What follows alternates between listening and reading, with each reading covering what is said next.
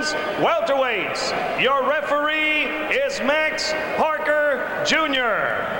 Introducing first, in the blue corner to my right, wearing the blue trunks, white trim, weighing 151 pounds, pro record 22 wins, 11 defeats, 2 draws with 11 knockouts, from Caracas, Venezuela, Juan Rondon.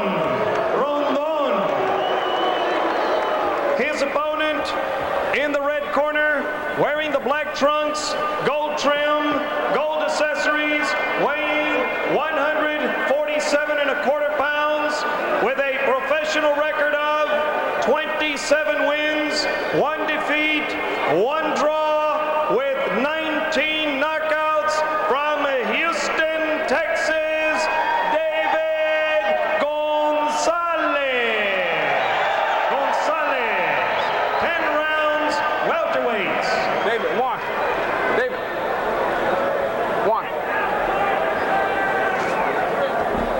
Okay, gentlemen, I don't allow clean and sportsmanlike contest. We went on the rules in the dressing room. From this point until the end of the bout, you obey my every command. You both understand that? I wish you luck. Touch gloves, come out, box on the bell. And set for our main event, the tail of the tape, Juan Rondon at 5'10", slight edge in reach. What the tail of the tape doesn't tell you is that David Gonzalez really works the body like nobody else in the welterweight division.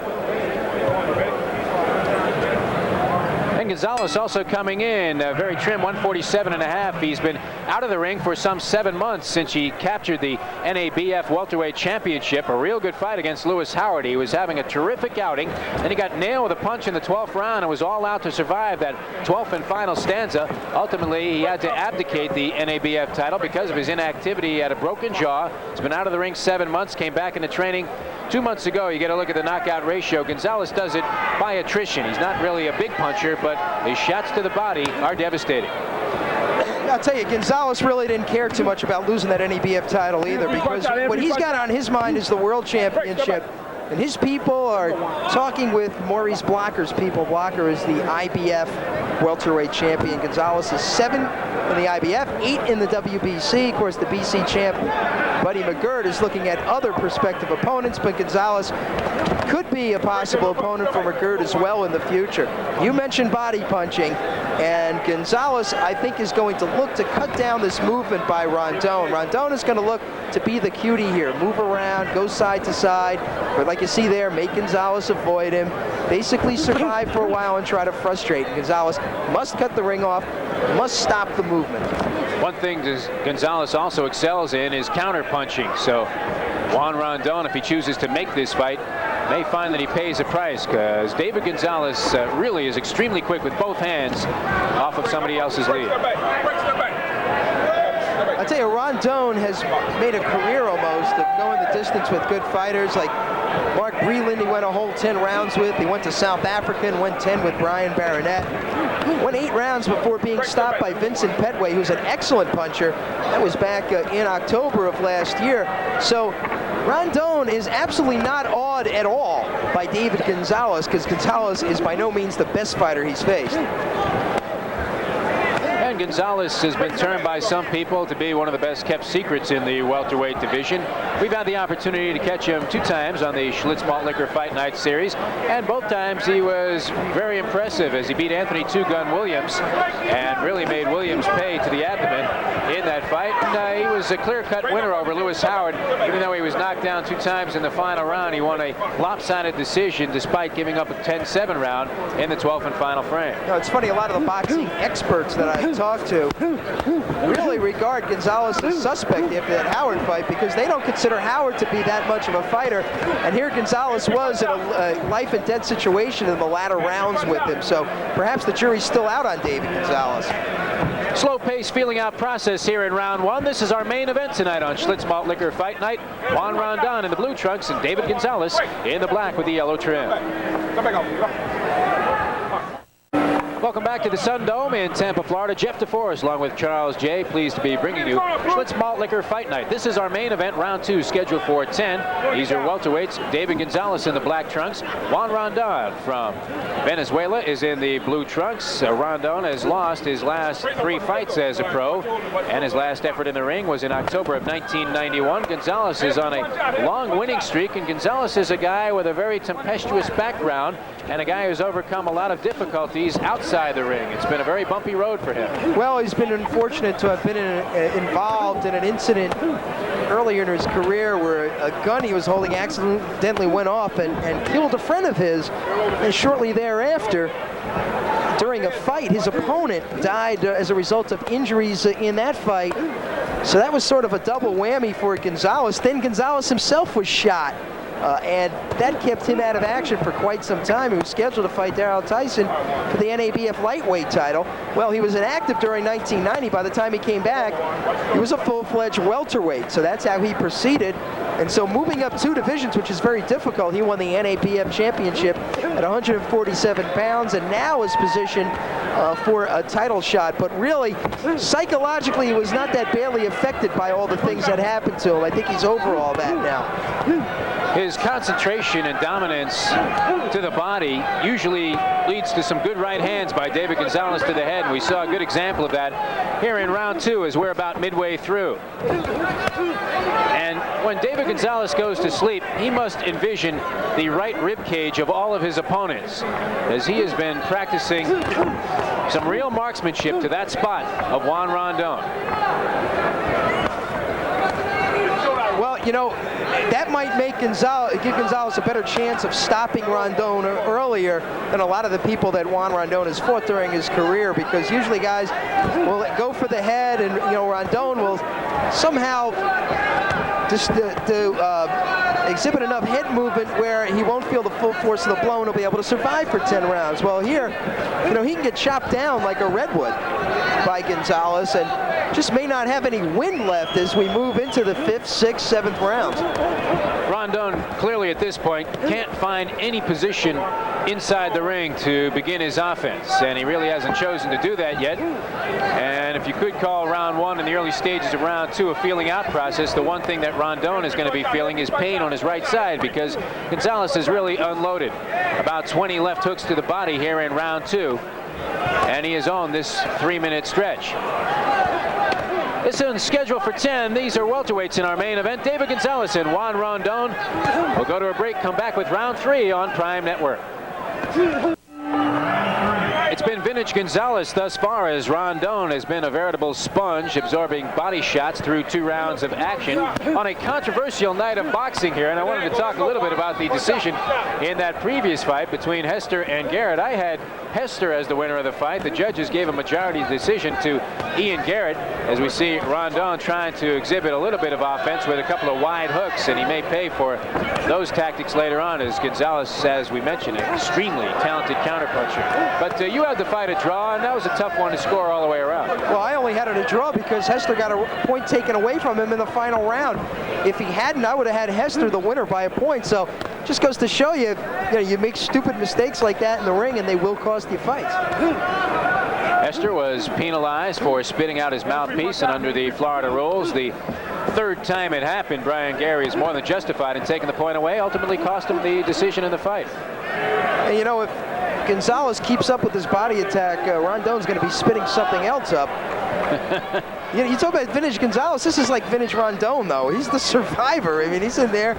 You mentioned a sponge, and he's taking these punches, and you know, he's coming back with punches which are not really effective, but you know, he's kind of like the Oklahoma Sooners. You know, he's killing the clock. He's playing a running game. He's throwing those punches out, killing the clock, eating up time. You know, before you know it, we're done with 7 or 8 rounds. In round 2, it did appear he could have been hanging from a chain from the ceiling and imitating the heavy bag. Looks like he's tried to establish himself a little bit more here in round 3. I like the concentration of David Gonzalez. He's not letting Rondon lull him to sleep in this fight. He just comes to work, goes about his business, puts his lunch pail in the corner, and lets Richard Viscusi guide him through the fight. In tremendous shape for a guy who's been away for 7 months. Well, I have given Gonzalez both rounds by 10-9 scores, and I have a feeling we're going to see a lot of 10-9 rounds in this fight. Rondon must land a big punch to get Gonzalez's attention and to get his respect. If he doesn't do that, it's going to be just like this the whole fight long. Right now, Rondon can't find Gonzalez with a search warrant, as Gonzalez doing a terrific job of covering up, getting off first, throwing that left hook to the body, and each round has been a mirror image of the previous one. David Gonzalez dominating with the left hook to the rib cage. 30 seconds to go in round 3. David Gonzalez with his #7 world rating on the line in here. And it's good to see that he's finally getting some recognition, because here's a guy that virtually came out of nowhere. We featured him on the Schlitz Malt Liquor Fight Night Series, and he was very strong against Anthony Two Gun Williams, a fighter who had a pretty good reputation. And I thought he performed very well in the Howard fight in spite of what happened to him in the 12th and final round. Welcome back to the Sun Dome on the campus of the University of South Florida. Jeff DeForest and Charles J. You're watching Schlitz Malt Liquor Fight Night on Prime Network. And this is our main event. It's scheduled for 10 rounds. We are in round 4 now. David Gonzalez and Juan Rondon. Rondon from Venezuela really hasn't done too much to establish himself in this fight.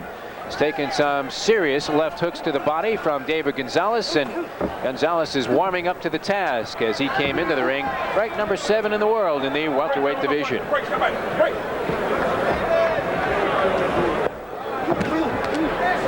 And one thing about Gonzalez, which is great, is that he's fundamentally sound as far as where he holds his hands. Look, they never waver, at least while he's in the stance, from protecting his face. And of course, when you go to the body, you're going to leave yourself open more often than not, because you're throwing punches that are lower.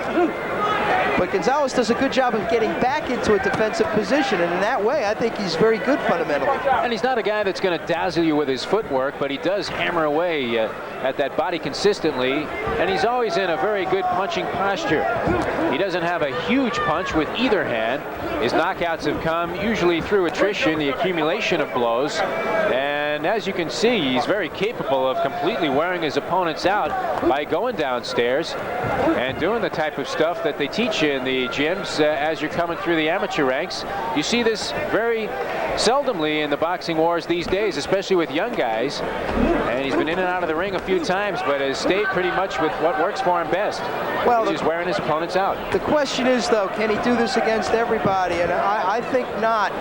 I'm not sure he has the quickness to really keep up with guys like a Maurice Blocker or Glenwood Brown, who we saw was so impressive against Meldrick Taylor. He doesn't impress me as being an impressive or an especially quick-handed guy or especially fast guy.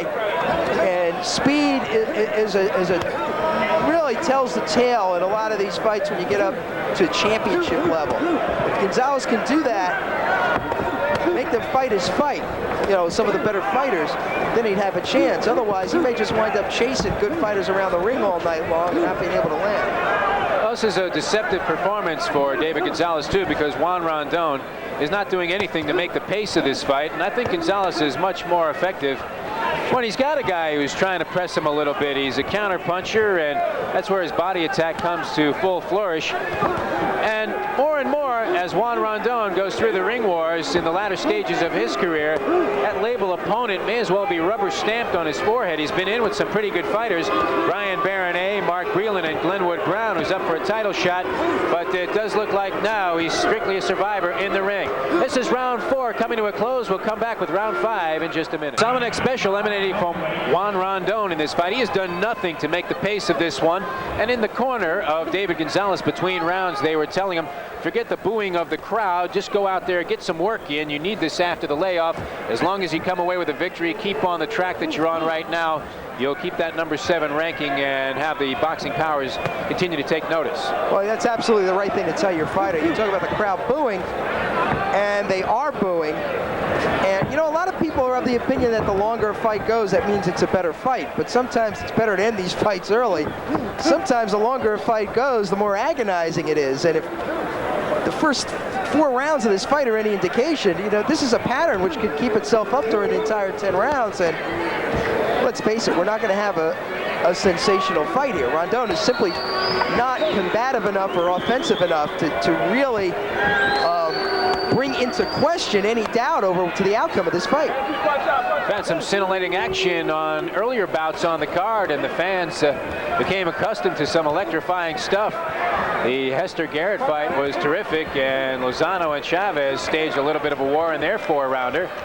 Also a nice effort in a knockout performance by Ronald Winky Wright in our opening bout on the card, as he remained unbeaten, scored his 8th knockout with 13 wins as a professional. David Gonzalez, highly touted, coming off a layoff in that broken jaw. That was a very interesting fight against Lewis Howard.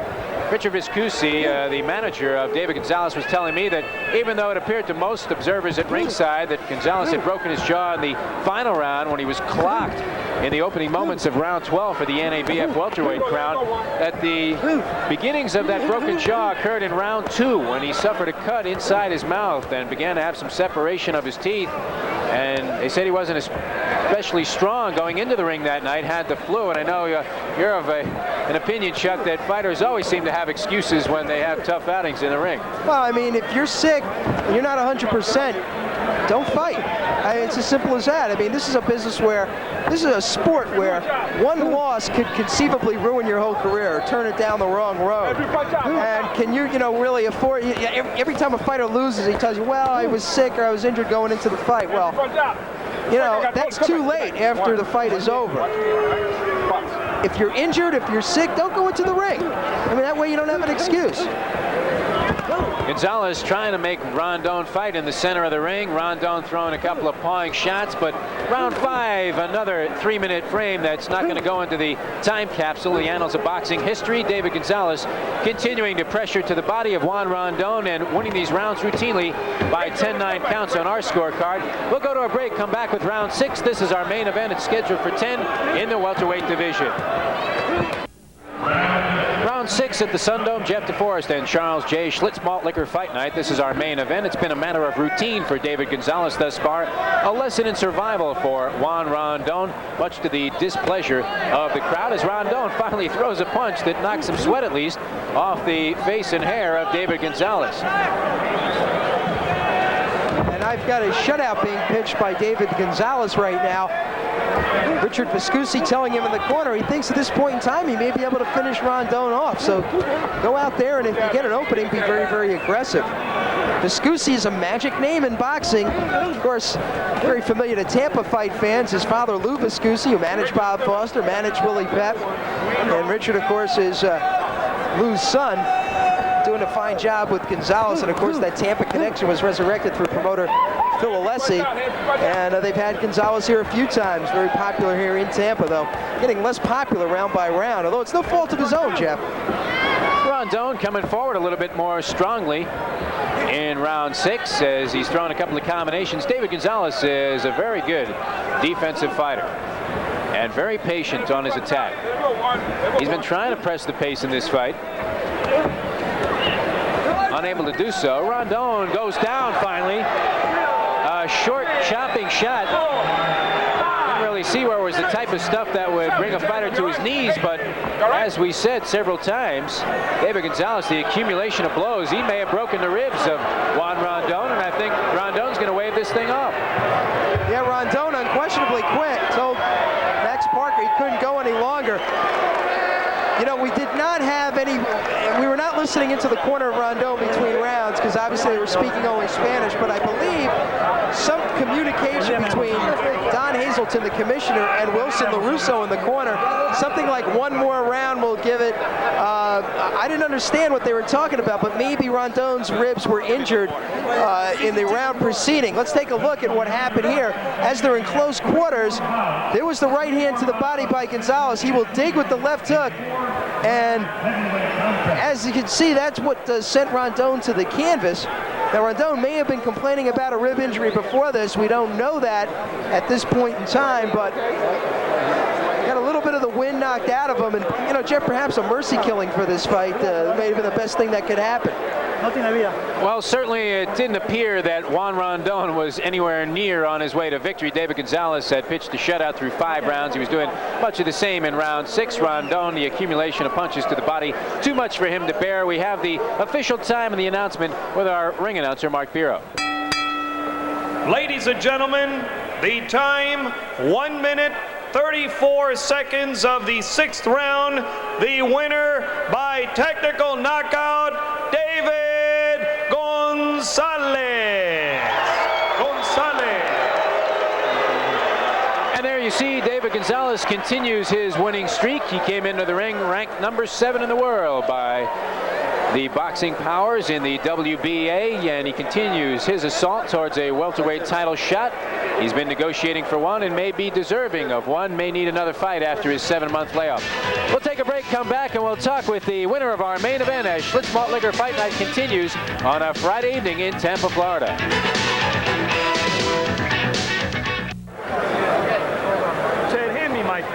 Welcome back to Schlitz Malt Liquor Fight Night, Pro Boxing on Prime Network from the Sun Dome on the campus of the University of South Florida. Jeff DeForest and Charles J. And with us, the winner of our main event, we have David Gonzalez standing with us. And David, didn't give you really an opportunity to show your stuff tonight. You right away established your game plan going to the body, but it didn't seem like Juan Rondon was really here to press the fight. No, I think he was mostly in here to try to survive, because he survived against Mark Breland in 10 rounds and also against some other good fighters.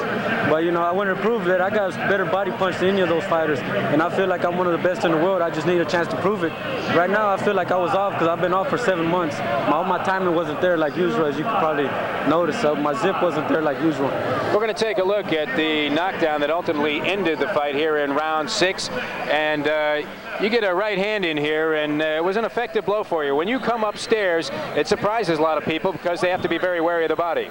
Right, that's what opens up a lot of the headshots. Whenever I throw that left hook to the body, and say that has everybody looking for the body shot. So when I go up top, you know, I usually can catch them pretty good. You know, David, you come off of an injury. You broke your jaw in the fight with Lewis Howard. How does that affect the way you come into the ring? Did it have any effect, make you tentative at all, apprehensive about maybe getting hit at the jaw again? No, at first, when I first started sparring, you know, I had that in the back of my mind. But the more rounds I did, the more, you know, the fear of something like that happening wears off in time. You know, I was sparring with the light heavyweight also back home, so it gave me a lot of confidence.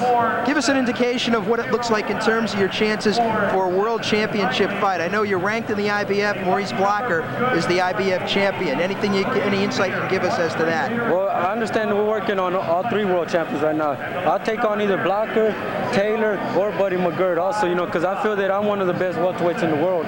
You know, I just need a chance to prove it, and that's what I'm hoping they give me, which I think, you know, I've been a professional now about 7 years, so I feel my time is coming. I just got to take my time and keep improving. Do you feel you need one more fight before you ultimately compete for the title, especially after coming off a 7-month stretch out of the ring? Oh yeah, definitely. I think that hopefully I get back in the ring with 3 to 4 weeks from now. You know, it was only 6 rounds I went today, so I feel I could fight from 3 to 4 weeks, you know, from today. But if the opportunity presents itself, you know, I'll take on either one of the world champions because I feel I'm championship material. Well, definitely warn your opponent not to eat too much after the weigh-in, because you definitely make them feel the menu when you go downstairs to the body. How did you come by that strategy? I know you work with Richard Viscusi, but it's very unusual today, especially to see a guy who's coming up and making his way up the world ratings, to have such a good body attack. It's something a lot of fighters ignore. Well, I feel as though, you know, with my body, I have more power going downstairs to the body. With the left hook to the body, I got tremendous power, which helps me set up everything upstairs. So, you know, I feel I got the best left hook in the welterweight division. You know, best left hook to the body, that is, you know. That was a real interesting fight that you had, too, with Lewis Howard, and you were talking with us at the weigh-in and said you didn't really feel 100% when you were coming into the ring. And Chuck and I were talking during the fight. It is kind of strange to see guys where one loss may have a devastating impact on their career go into the ring fighting at less than 100%. You had to go 12 rounds that night. You were taking a big chance. Yeah, I had a fever, you know, 101 temperature before the fight, but the fight was on the 28th, and the rent has to be paid by the 1st, so it's like I didn't have too much of a choice, you know. So I took the fight, you know, because I feel confident that I could beat anybody out there in the world, even with the slight temperature or not, you know. Interesting thing about your career, you actually started off at 130 pounds, went to the lightweight division. 125. Even lower than that, okay. but you established yourself as a lightweight to reckon with. Then you got shot, you got injured. You came back at 147 pounds. Now, how difficult was that transition, moving up not one but two weight divisions and actually going in one fell swoop from 135 to 147? Well, I skipped the junior welterweight because I didn't feel as strong because when I was fighting lightweight, my weight would always go up to 158, 160 pounds. Then I dropped down to lightweight. So I had a junior welterweight fight and I still felt weak, so I just said 7 more pounds. You know, it's no problem. And the reason I didn't feel 100, I felt good for this fight, not 100%, because I came down from 168, 170 pounds to 147 and a quarter today. But I'm going to keep my weight down and I'll be ready hopefully within 3 or 4 weeks to go again. The ring must feel like a sanctuary after all the strange stuff that's happened to you outside the ring. David, congratulations on another victory. Hope to see you back here again real soon. All right, I'd like to say hello to everybody at the season ticket bar and to everybody in Galena Park. Thank you. Back with more on Schlitz Malt Liquor Fight Night after these messages.